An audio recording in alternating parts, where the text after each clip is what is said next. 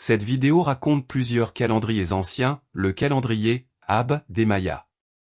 Le calendrier chinois qui divise l'année en 24 parties selon la position du soleil et de l'écliptique. Le calendrier totémique chinois. Le calendrier tzolk'in. Annulaire slave totémique. Qui gardaient dans leur partie secrète les clés du livre le plus mystérieux, dont l'âge et l'éternité.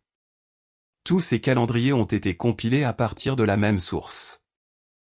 Pendant des milliers d'années, le livre a été gardé dans la partie secrète des calendriers de plusieurs peuples et dans l'Ancien Testament.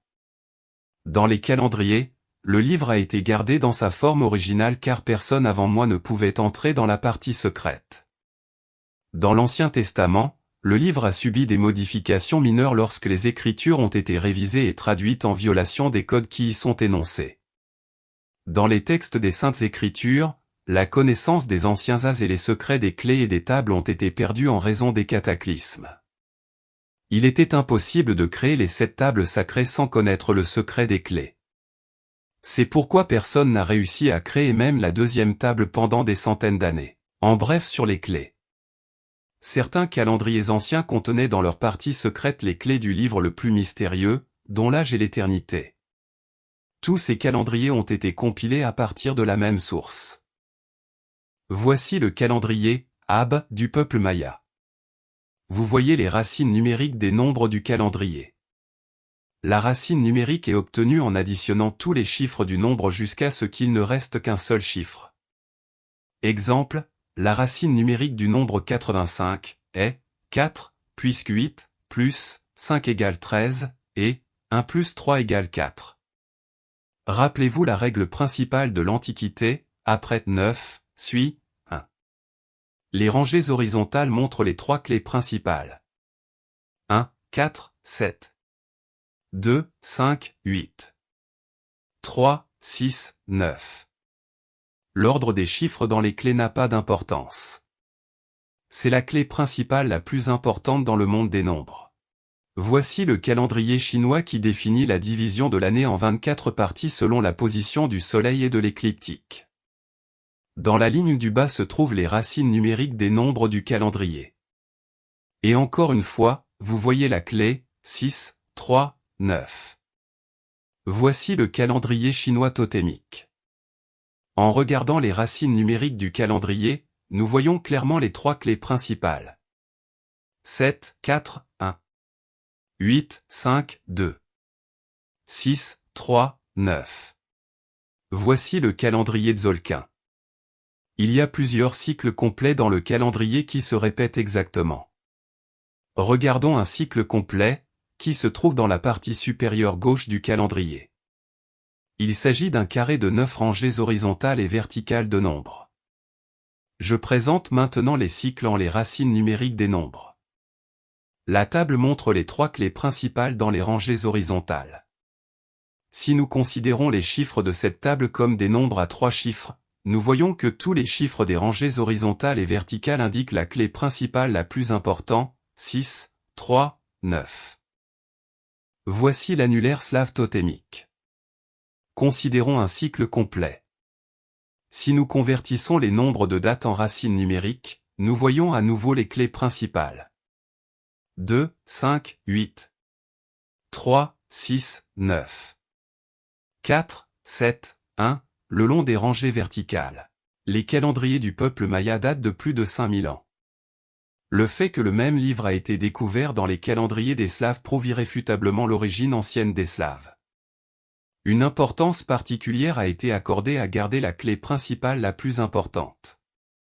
C'est la seule clé qui a la propriété de créer la partie principale des tables. Cette clé est au-dessus de toutes les autres clés, et au-dessus du monde entier des nombres. Elle n'est subordonnée qu'au 9, le roi des nombres. Avec les 3 clés principales, les premiers côtés des tables sacrées sont créés. Les anciens Atlantes les appelaient 3 baleines ou 3 éléphants. Il en est question dans la phrase « Le dragon dévore sa propre queue ». Ce sont les seules clés dans le monde des nombres qui ont la propriété de revenir à l'ensemble original de chiffres en 3 étapes en augmentant chaque chiffre d'1. C'est toujours le premier ensemble de chiffres qui dévore sa propre queue en se repliant sur lui-même. Tous les autres nombres sans zéro ont besoin de 9 étapes. La règle principale, après 9 suit 1. Dans les clés principales se trouve tout le monde des nombres. Tous les nombres sont divisés en 3 groupes. Chaque groupe se rapporte avec ses racines numériques au chiffre de l'une des clés principales. Voici un exemple. Dans chaque groupe, il n'y a toujours que 9 ensembles de chiffres avec des chiffres différents et sans zéro, quel que soit le nombre de chiffres. Les clés principales elles-mêmes ne sont pas des nombres dans le système de ce niveau inconnu de la science. Ceci est une brève description des clés principales. Vous trouverez plus d'informations dans le livre « Un message de Dieu », l'examen a commencé. Le livre a été ouvert, le temple a été construit. Notre monde périra dans un cataclysme naturel si vous ne parvenez pas à vous libérer à temps de l'esclavage, de l'envie, de l'indifférence et de la discorde. Vous avez le droit d'aller aveuglément dans l'abîme, car chacun a le droit de grandir ou de tomber en poussière. Vous pouvez continuer à rester indifférent et inactif, comme dans toutes vos vies antérieures. Les voleurs et les tyrans ne pouvaient pas lever le petit doigt contre vous, mais le pouvoir leur a été donné par le Créateur afin que vous puissiez connaître la lumière et les ténèbres. Et maintenant, vous avez le droit de faire un choix. Vous avez vécu dans des civilisations précédentes qui ont été détruites dès que le niveau technologique a commencé à transcender de manière critique le niveau de votre conscience. Toutes ces civilisations font partie d'un cycle complet qui se termine par un examen pour chaque âme. C'est ce qu'on appelle la fin des temps. Cela signifie que vous savez ce que vous faites car l'apprentissage est terminé et l'examen a commencé.